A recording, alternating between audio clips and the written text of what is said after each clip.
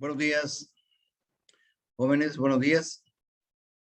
Hoy es día 21 de septiembre del año 2021. Estamos a martes. Me doy de cuenta que son muy poquitos los alumnos que hay hasta este momento, pero que hayan amanecido bien.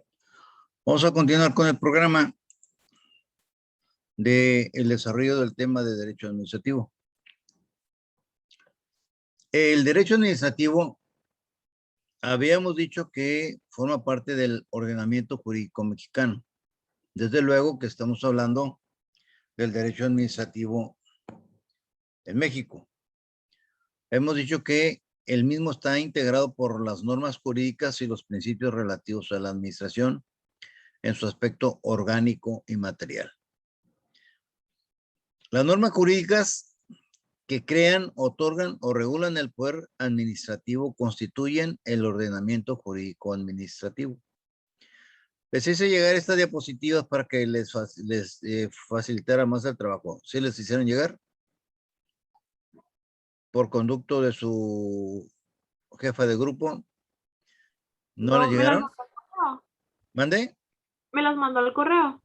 No, se las pedí a mi asistente que se las hiciera llegar el día de ayer.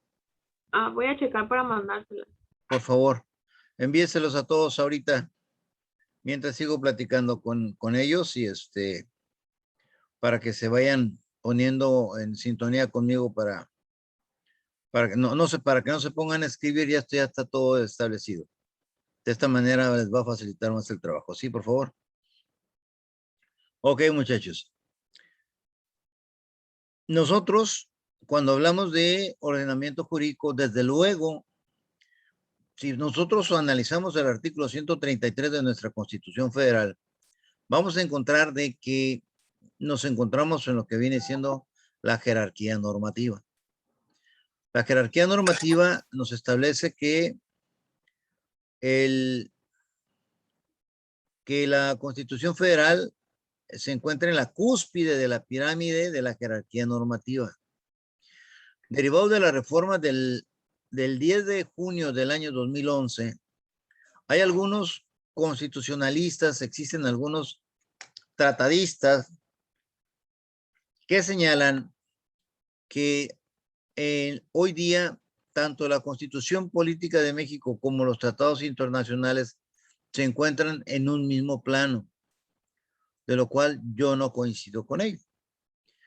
¿A qué me refiero? El pacto internacional, como lo establece el artículo 1 de nuestra propia Constitución, en su segundo párrafo, si no mal recuerdo, nos indica que cuando un pacto internacional tiene mayor margen, mayor espectro de protección a los derechos humanos que los propios derechos fundamentales, que los propios derechos humanos se encuentran establecidos en nuestra Constitución Federal, se estará lo dispuesto en el pacto internacional. Aquí hay que advertir lo siguiente.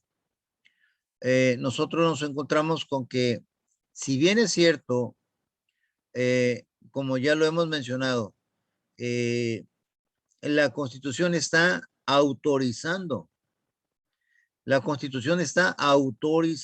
a que si en el pacto internacional es mayormente protector de los derechos humanos, estará lo previsto a lo establecido en el pacto internacional, que si supera la protección a los derechos humanos protegidos por nuestra propia Carta Fundamental, ello no implica que los pactos internacionales se encuentren en un mismo plano de jerarquía normativa que la Constitución. No, señores. Porque primeramente el pacto internacional debe ser acorde a los principios constitucionales. No debe ser en contrario a los propios acuerdos, a los propios principios constitucionales. Y sobre todo, y sobre todo de que a usted la Constitución autoriza, faculta al Pacto Internacional para que pueda ser aplicado cuando éste sea invocado y tenga un mayor marco protector que la propia Constitución Federal. ¿Qué quiere decir con esto? Voy a ponerles un ejemplo caricaturesco si ustedes gustan. Es como si Abigail me presta su vehículo para conducir. El hecho de que me permita conducir el vehículo no quiere decir que yo también soy propietario de él. Yo lo estoy utilizando, pero por autorización de ella. La propietaria es ella. La titular del derecho es ella. Yo solamente vengo siendo una persona que está utilizando o usufructuando, como decimos en términos jurídicos, el vehículo de ella, pero por autorización. Si no me lo facilita, si no me autoriza a utilizar el vehículo, simple y sencillamente no lo haría. Es lo mismo. Si la Constitución no autoriza, no faculta al Pacto Internacional en esos sentidos, simplemente el Pacto Internacional no se puede aplicar en los términos que actualmente se encuentra aplicado. Yo quiero pedirles una vez más, es que esta parte sí quiero que por favor no la olviden, necesito que te mantengan las cámaras abiertas. Y no en la penumbra, por favor. Se los pido, por favor. Entonces decimos, estamos hablando de la jerarquía normativa. En el cuarto punto, lo que se refiere al ordenamiento jurídico administrativo, para su creación se tomaron en cuenta las fuentes del derecho. Vean ustedes. ¿Qué son las fuentes del derecho? Tenemos una clasificación. Históricas. Son aquellos documentos que informan acerca de la formación del derecho. En el caso nuestro, la cuna del derecho mexicano parte del derecho romano. Tenemos esa fuente histórica. Derecho romano para la creación del derecho mexicano. Tenemos las materiales o reales. Son las circunstancias sociales, políticas y económicas que en un momento dado influyen para determinar el contenido de la norma. ¿Qué quiere decir con eso? Toda norma jurídica, cualesquiera que ésta sea, pero estamos hablando en materia administrativa. Toda norma jurídica tiene que ser evolutiva conforme vaya siendo el desarrollo y evolución de la sociedad. Porque si una norma jurídica es rebasada por la propia sociedad, lo más probable es que esa norma jurídica ya no sea respetada. ¿Por qué? Porque el desarrollo de la sociedad ya la desfasó, ya la rebasó. Por esa razón se está hablando, perdonen, nuevamente les digo la cuestión de lo de la bendita, eh,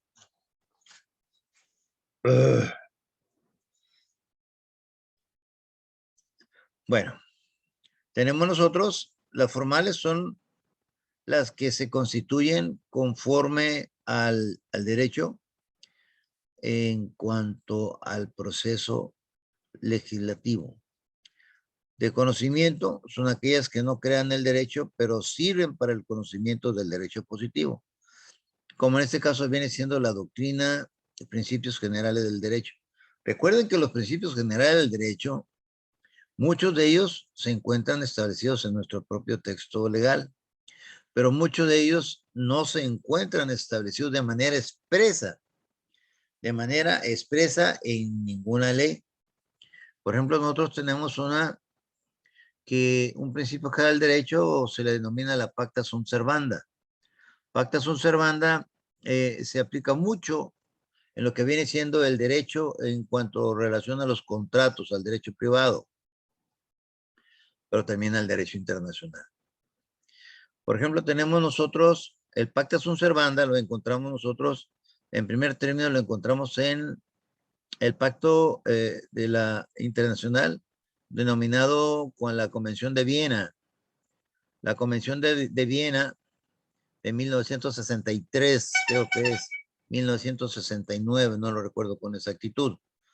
Pero nos habla sobre el derecho, los alcances jurídicos de los pactos internacionales.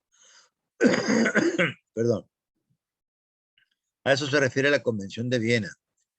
Pero donde encontramos un apartado específico relativo al Pacta Sunt Servanda, lo encontramos nosotros en el Pacto Internacional sobre Derechos Económicos, Sociales y Culturales. Está más o menos entre el artículo 26, 29 de ese pacto internacional. Tenemos nosotros, por otra parte, la doctrina. La doctrina es una forma de interpretación del derecho, pero no tiene carácter de observancia obligatoria. Es decir, no es vinculatorio jurídicamente hablando. ¿Qué quiere decir con esto? Todos aquellos autores, todos aquellos juristas que se dedican a crear obra jurídica, pues ellos se les denominan o se nos denominan doctrinarios. Los que realizamos obra jurídica, publicamos obra jurídica, tanto en libros como en revistas, etcétera. Pero la opinión que uno tiene como doctrinario, o como tienen los doctrinarios, esa es una fuente del derecho de conocimiento, pero no alcanza el rango de obligatorio lo que uno está manifestando. Simplemente es como una parte de referencia. Tenemos también nosotros el de producción, que son las creadoras del derecho, la ley y el reglamento. El reglamento, bueno, ahorita en relación a la cuestión del reglamento, ahorita lo vamos a analizar. Dice, otra clasificación de fuentes del derecho. Dice, directas. Son aquellas de las cuales derivan las normas jurídicas vigentes, como en el ejemplo específico, la Constitución, la ley, los reglamentos y los tratados internacionales. En relación a los tratados internacionales, jóvenes, existen dos tipos de derecho. Va a decir, desde el punto de vista supremo, primeramente tenemos lo que viene siendo la Constitución.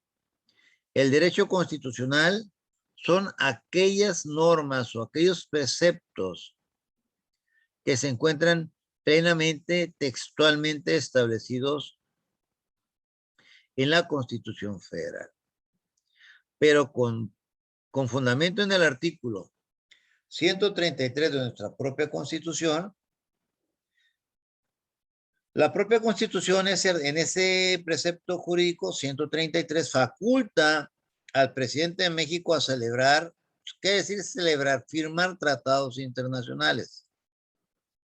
Pero esos tratados internacionales, como les decía a ustedes en ocasiones anteriores, es con la única y exclusiva finalidad de poder formar parte como un Estado obligario, pero el Senado de la República analiza, es quien da el visto bueno, es quien aprueba la celebración de ese pacto internacional. ¿Y qué es lo que busca en la Cámara de Senadores? Que ese pacto internacional no sea contrario a los postulados constitucionales. Eso es en cuanto, hablando de manera somera en relación a la clasificación del fuente del derecho en su forma directa. Y las indirectas son aquellas que contribuyen o influyen para la creación del derecho positivo, de la doctrina, principios generales y jurisprudencia. ¿Qué es la jurisprudencia? Desde el punto de vista constitucional, la única entidad pública autorizada, fíjense ustedes, para interpretar la Constitución son los ministros de la Suprema Corte de Justicia de la Nación. los ministros de la Suprema Corte de Justicia de la Nación, nada más. Ni los magistrados de los tribunales colegiados de circuitos que dependen de la Suprema Corte de Justicia de la Nación. Ellos no están facultados. Solamente los ministros. Jurisprudencia. Jurisprudencia es un término latino que se divide en jurisprudencia, que quiere decir interpretar derecho, crear derecho, hablar derecho, generar derecho. En esta parte hay que reconocer que la Suprema Corte de Justicia de la Nación, al momento en que interpreta la Constitución, desafortunadamente, muchas veces rebasa el sentido, inclusive el texto constitucional. Artículo 92 de la Constitución, ahí lo tenemos un caso muy palpable. Tenemos nosotros que el artículo 92, ya se los he comentado, habla de que los decretos deben estar firmados por el presidente de la República y por el secretario encargado del ramo del asunto de que se trate.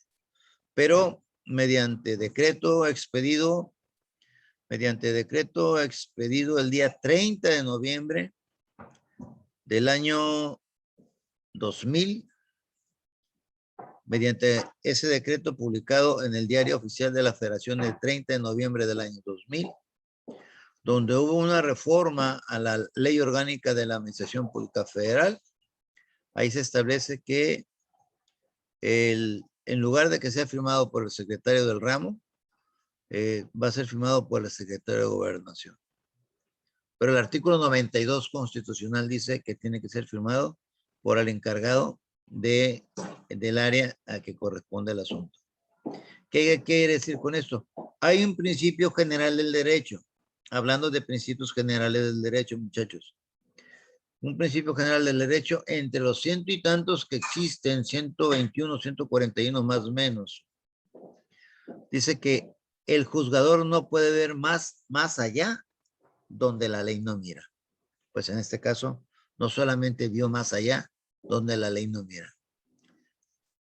Resquebrajó todo lo que es el texto normativo en el artículo 92 y ya es como una reforma mediante un proceso legislativo que todavía viendo los diputados federales que se estaba alterando el orden constitucional establecido bajo esa norma jurídica, todavía cometieron el atrevimiento de votarlo aprobando esa modificación a la ley orgánica de la Administración Pública Federal. Indirectas. Estábamos hablando de la doctrina, con el caso que estamos comentando, los principios generales del derecho, la costumbre. La costumbre es la parte inicial del derecho. La costumbre, ¿qué pasa con la costumbre? Bueno, si nosotros nos remontamos a, ¿qué les puedo decir? 2500 años antes de nuestra era, encontramos que la costumbre en la época tribal, cuando un miembro de la tribu alteraba el orden, ojo, el orden social. El orden social, aquí, ¿qué es lo que ocurría? Se ponía y era sometido a juicio. ¿Quiénes eran los que integraban ese jurado? Ese jurado lo integraban, pues, el jefe de la tribu y, entre otros, el consejo de ancianos y el hechicero.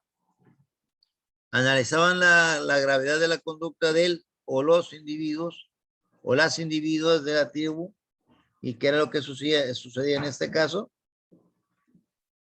Sucedía que a manera de de condena los sometían, los retiraban, les ordenaban que se retiraran de la tribu, por un lado, y por otra parte, una cuestión mística, el hechicero se encargaba de retirarle la protección de los dioses. Ojo, eso era la costumbre, pero estamos hablando de un derecho, de normas sociales establecidas en cuanto a reglas de conducta, pero reglas de conducta no escritas, porque no existía aún el derecho escrito. Y hablando del derecho escrito, pues encontramos nosotros más o menos en aquella época. Tenemos, por ejemplo, lean ustedes en internet, busquen el Código de Hammurabi y vamos a encontrarlo desde antes de nuestra época, que ya existían formas, pero es una piedra donde estaba tallado algunos preceptos que hoy día rigen que hoy día rigen nuestra conducta jurídica, nuestro marco jurídico, como una fuente histórica. Y es como les digo, estamos hablando de el inicio del derecho fundamentalmente no escrito, que se convirtió posteriormente en una norma escrita, es la costumbre. Y conforme, mientras que dicen, miren, lo que les voy a comentar, no me lo crean, pero se dice, ya ven ustedes que cuando ustedes quedan en algo, se da que cuando ustedes hacen un trato con un amigo de una cuestión simbólica, una cuestión leve, que no sea de trascendencia ni económica, ni bla, bla, bla. Aunque vamos a decir que sí, que aunque también hay veces que así es. Hay gentes que no ocupan hacer tratos, ni contratos. Se da se estrecha la mano. ¿Sí saben? Se dice que el estrecharse la mano era la forma en que se firmaba. Vuelvo a repetir, no me crean. Cuenta la leyenda urbana. Que el estrecharse la mano era el hecho de que tanto el sujeto A como el sujeto B se iban a vender determinado bien. Existía el bien, establecían el precio del bien y de manera voluntaria concertaban el llevar a cabo ese contrato verbal. Pero como no existía la firma, entonces ellos con el solo hecho de estrecharse la mano, era la forma en que formalizaban el compromiso. Uno de vender, otro de comprar, y el que compraba pagaba. Entonces, dense ustedes cuenta de lo que estamos hablando, de lo que venía siendo la costumbre, pero insisto, esto no me lo crean, esto es leyenda urbana, me lo platicaron ya hace muchos años, y yo se los comento en estos momentos. Otra clasificación, aparte de la jurisprudencia, tenemos de manera escrita ya tenemos el reglamento y las no escritas los principios generales del derecho.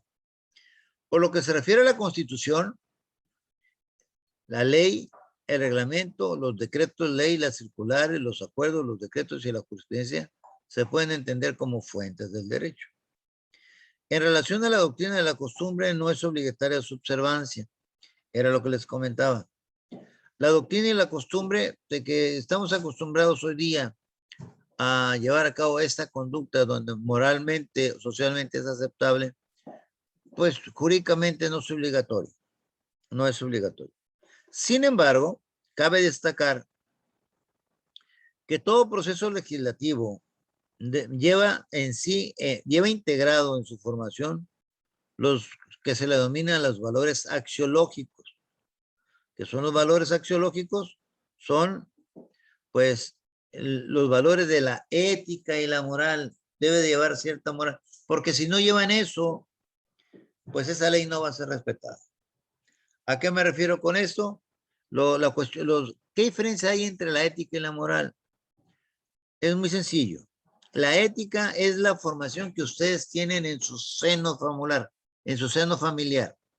Esos son los valores personalísimos que tienen todos y cada uno de ustedes.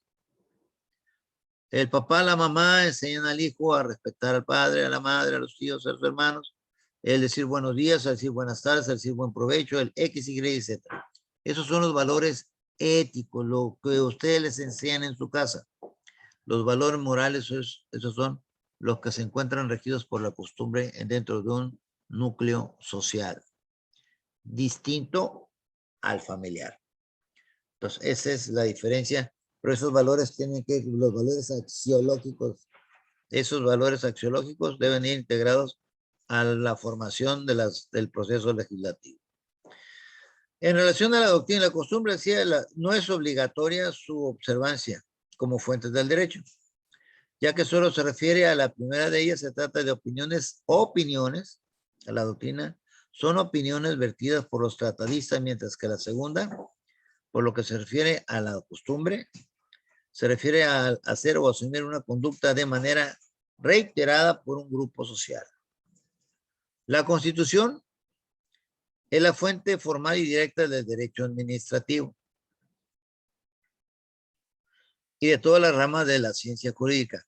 La Constitución en México es el producto de la soberanía del pueblo que manifiesta su voluntad de estructurarse en una república representativa, democrática y federal. La Constitución es la espina dorsal del derecho administrativo y de todas las ramas del derecho, la Constitución, no solamente del derecho administrativo, ya que de la propia Constitución se derivan normas jurídicas y principios que establecen lineamientos imperativos a los que debe ajustarse la actuación estatal. Cuando hablo de actuación estatal, muchachos, hablo de actos de autoridad.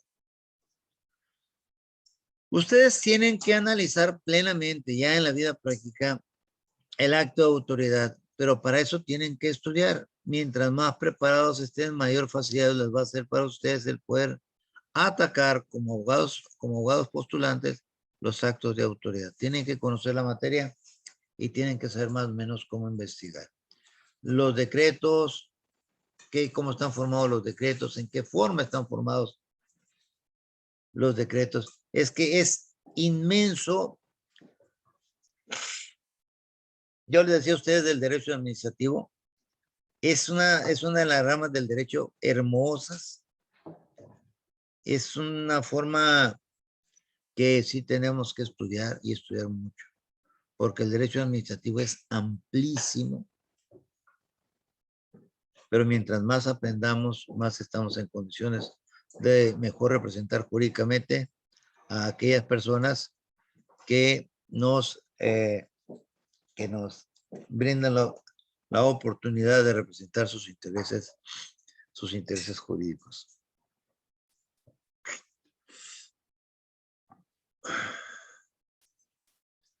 La ley es otra fuente formal del derecho administrativo y está por debajo de la Constitución Federal y de los tratados internacionales. Cuando hablamos del derecho constitucional, estamos hablando de todos los preceptos que son de la propia Constitución. ¿Estamos de acuerdo? Pero cuando hablamos de los pactos internacionales, estamos hablando del derecho convencional.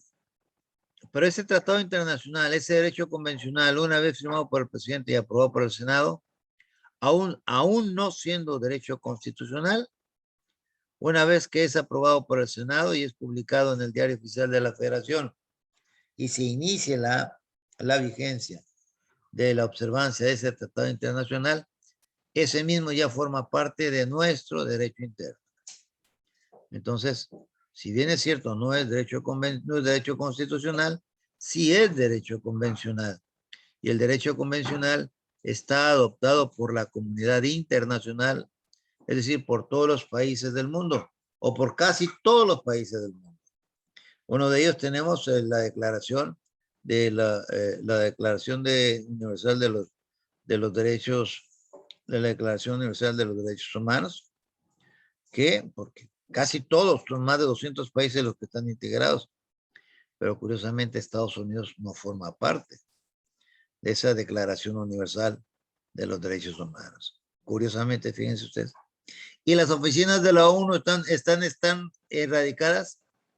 Las oficinas de la ONU, sus oficinas centrales, están establecidas en Nueva York. Y curiosamente Estados Unidos no forma parte de la Declaración Universal de los Derechos Humanos. Bien, nada más qué paradójico, ¿no? Y un dato histórico tenemos que en aquel entonces presidente de la ONU, cuando Estados Unidos invadió Irak, representantes de la ONU fueron a Irak a ver si efectivamente había armas químicas y determinaron y establecieron que no había armas químicas. Los mismos representantes de Irak los llevaron y dijeron, no señores, aquí no tenemos absolutamente nada. No tenemos absolutamente nada. Y lo llevaron y les demostraron. Y los representantes de la ONU fueron y rindieron el informe y dijeron que no había armas químicas. Y el entonces presidente de la ONU le giró oficio al presidente de Estados Unidos pidiéndole que no interviniera Irak porque no había armas químicas. Y el presidente Bush, George W. Bush, presidente de Estados Unidos en aquel entonces, hizo caso omiso a esa determinación porque pues él no formaba parte.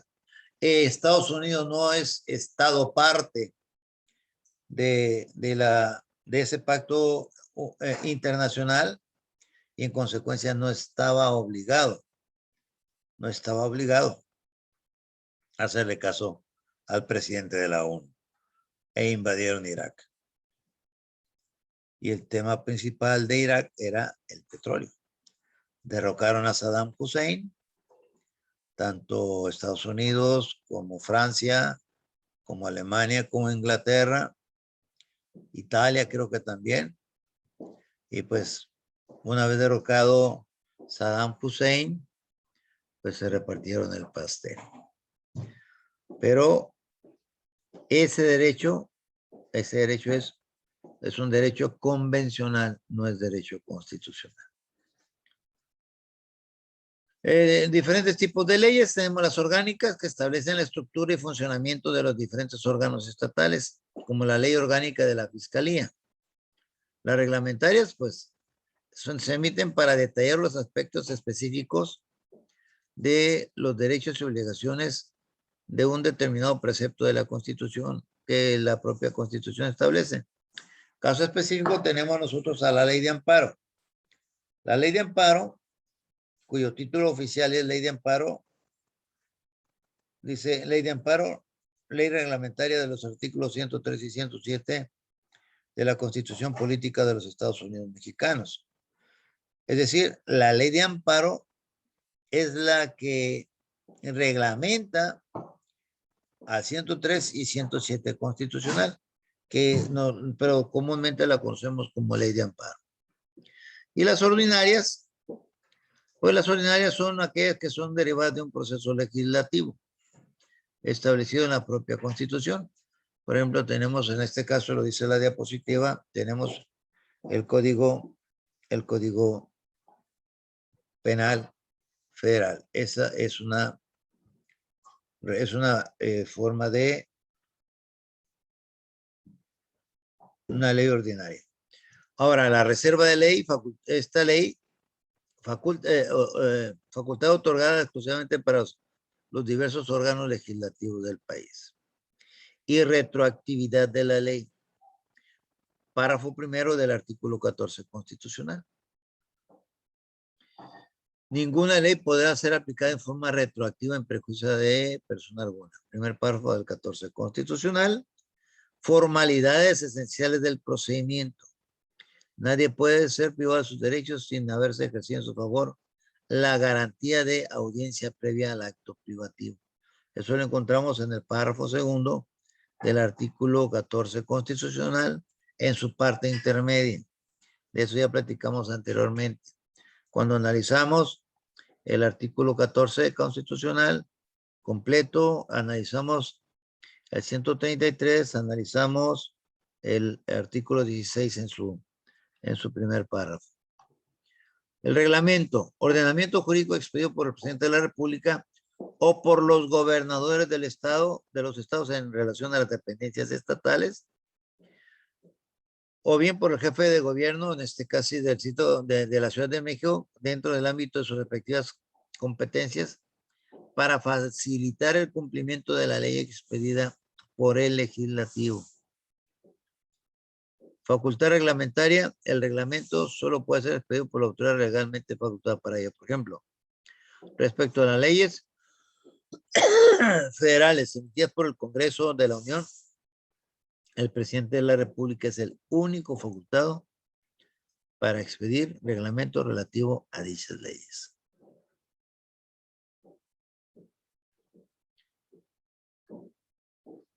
Tipos de reglamento.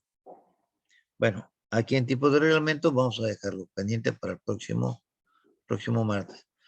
¿Alguna pregunta aquí, muchachos? Con todo gusto, ¿en qué les puedo servir? Cualquier duda, por favor.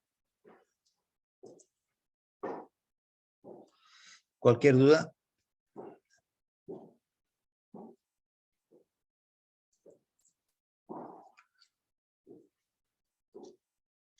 Bueno, le voy a encargar mucho a la señorita Bracamontes. ¿Dónde está, perdón? Me comentó que se tuvo que retirar porque se sentía mal. Bueno. ¿Sí les hizo llegar les hizo llegar las diapositivas? También me comentó que no le había enviado las diapositivas, que aún no se las envía. No se las envían. Ah, bueno, entonces pido una disculpa. Déjenme ver eso en eso. Ahorita en eso no.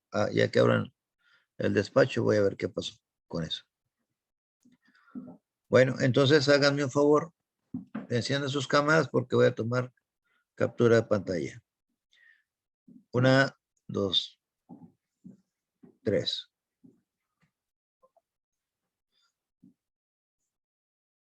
Les pido nuevamente de favor que necesito rostro completo. Tenemos a la señorita Mendoza.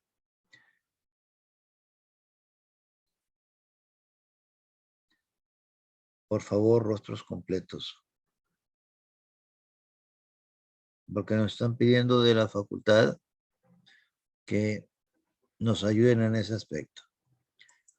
Quiero decirles también que voy a estar grabando las sesiones para cuando si ustedes necesitan alguna consulta, puedan verlos ustedes en YouTube, en mi canal. Stephanie Fernández tiene su cámara apagada, Ok. Me da gusto saludarles. Voy a capturar pantalla. Que tengan ustedes un bonito día y nos vemos el próximo jueves. ¿Estamos de acuerdo? Gracias, profesor, igualmente. Me da mucho gusto saludarles. Hasta pronto entonces. Igualmente, profesor. Adiós, hijos. Cuídense mucho.